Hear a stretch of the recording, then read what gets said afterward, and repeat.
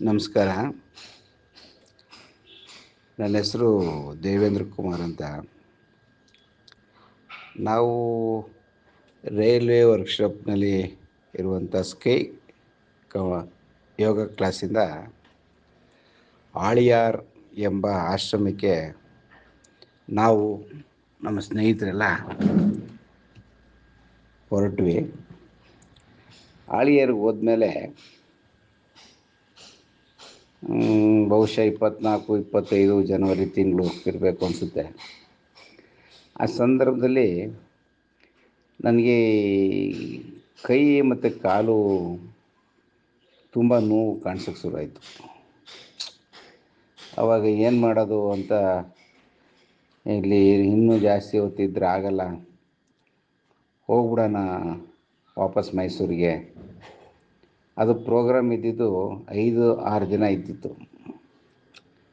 ಇನ್ನು ನೋವು ಜಾಸ್ತಿಯಾಗಿ ಇನ್ನೇನೋ ತೊಂದರೆ ಆದರೆ ಇವರಿಗೆಲ್ಲ ಯಾಕೆ ತೊಂದರೆ ಕೊಡೋದು, ಹೋಗ್ಬಿಡೋಣ ಅಂತ ನಾನು ಯೋಚನೆ ಮಾಡ್ತಿದ್ದಾಗ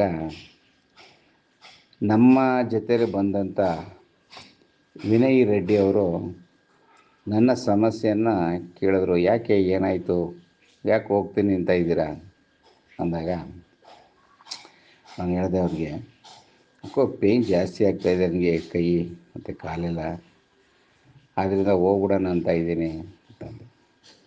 ಅಷ್ಟೇ ತಾನೇ, ನಾನು ಸರಿ ಮಾಡಿಕೊಡ್ತೀನಿ ಅಂದರು.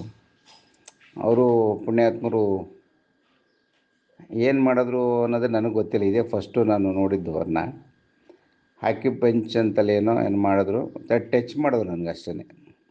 ಏನಿಲ್ಲ, ಒಂದು ನಿಮಿಷ ನನ್ನ ಟಚ್ ಮಾಡಿ ಅವರು ಇದು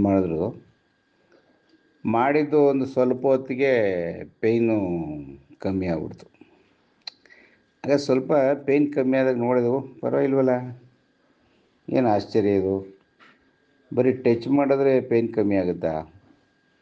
ನಮ್ಮಂಥರ ಖುಷಿ ಆಯಿತು. ಸರಿ, ಹೊರಡ್ಬೇಕಂತಿದ್ದ ಪ್ರೋಗ್ರಾಮ್ನ ಕ್ಯಾನ್ಸಲ್ ಮಾಡಿ ಕಂಟಿನ್ಯೂ ಮಾಡಿದಾಗ ಏನಾಯಿತು, ಬೆಳಗ್ಗೆ ಎದ್ದ ತಕ್ಷಣ ಕೆಮ್ಮು ಸ್ಟಾರ್ಟ್ ಆಗೋಯ್ತು ನನಗೆ, ತುಂಬ ಕೆಮ್ಮು. ಆವಾಗ ಮತ್ತೆ ರೆಡ್ಡಿ ಅವ್ರನ್ನೇ ಮಾತಾಡಿಸ್ದೆ. ಅವರು ನಮ್ಮ ರೂಮಲ್ಲೇ ಇದ್ದರು ಪಾಪ. ಅವರು ಸರಿ ಅಂತ ಅಂದ್ಬಿಟ್ಟು ಆಮೇಲೆ ಅವರು ಇದೇ ಥರ ಟಚ್ ಮಾಡಿ, ಆಮೇಲೆ ಹಾಲು ಅದೆಲ್ಲ ಕುಡಿಬೇಡಿ ಅಂತ ಏನೇನು ಕೆಲವೊಂದು ಸಜೆಷನ್ಗಳು ಕೊಟ್ಟರು. ಅದೇ ರೀತಿ ಮಾಡಿದೆ. ಅದರಿಂದ ಕೆಮ್ಮು ಕಮ್ಮಿ ಆಗೋಯ್ತು. ಕೆಮ್ಮು ಕಮ್ಮಿಯಾಗಿ ನಮ್ಮ ಪ್ರೋಗ್ರಾಮ್ನ ಕ್ಲೀನಾಗಿ ಎಲ್ಲ ಮುಗಿಸ್ಕೊಂಡು ಆರಾಮಾಗಿ ಮನೆಗೆ ಬಂದ್ವಿ. ಇದುವರೆಗೂ ಯಾವುದೇ ಥರದ ಒಂದು ಪ್ರಾಬ್ಲಮ್ ಆಗಿಲ್ಲ, ಕೆಮ್ಮಂತೂ ಬಂದೂ ಇಲ್ಲ. ಆ ಪೇಯ್ನು ನಮ್ಗೆ ಎಲ್ಲಿ ಪೇಯ್ನ್ ಇತ್ತು ಅಲ್ಲದೆ ಟಚ್ ಮಾಡಿದ್ಮೇಲೆ ಅಲ್ಲಿಂದ ಇದುವರೆಗೂ ಯಾವುದೇ ಥರ ಪೇಯ್ನ್ ಕಾಣ್ತಾ ಇಲ್ಲ. ನಿಜವಾಗ್ಲೂ ವಿನಯ್ ನಿಜವಾಗ್ಲೂ ತುಂಬ ಜೆಂಟ್ಲ್‌ಮ್ಯಾನ್. ಮತ್ತು ಟ್ರೀಟ್ಮೆಂಟು ನನಗೆ ತುಂಬ ಇಷ್ಟ ಆಯಿತು. ಮತ್ತು ನಾನು ಅವ್ರನ್ನ ಇನ್ನೊಂದು ಸರಿ ನನ್ನ ಸಮಸ್ಯೆ ಏನಿದೆ ಅಂತ ಹೇಳ್ಕೊಳಕ್ಕೆ ಹೋಗ್ತೀನಿ, ಅವ್ರನ್ನ ಕಾಂಟ್ಯಾಕ್ಟ್ ಮಾಡ್ತೀನಿ. ಅವರಿಗೆ ನನ್ನ ಕಡೆಯಿಂದ ಇದ್ರ ಬಗ್ಗೆ ಒಂದು ಶುಭಾಶಯ ತಿಳಿಸ್ಬೇಕು. ತುಂಬ ಸಂತೋಷ ವಿನಯ್ ರೆಡ್ಡಿ ಅವರಿಗೆ. ನಮಸ್ಕಾರ.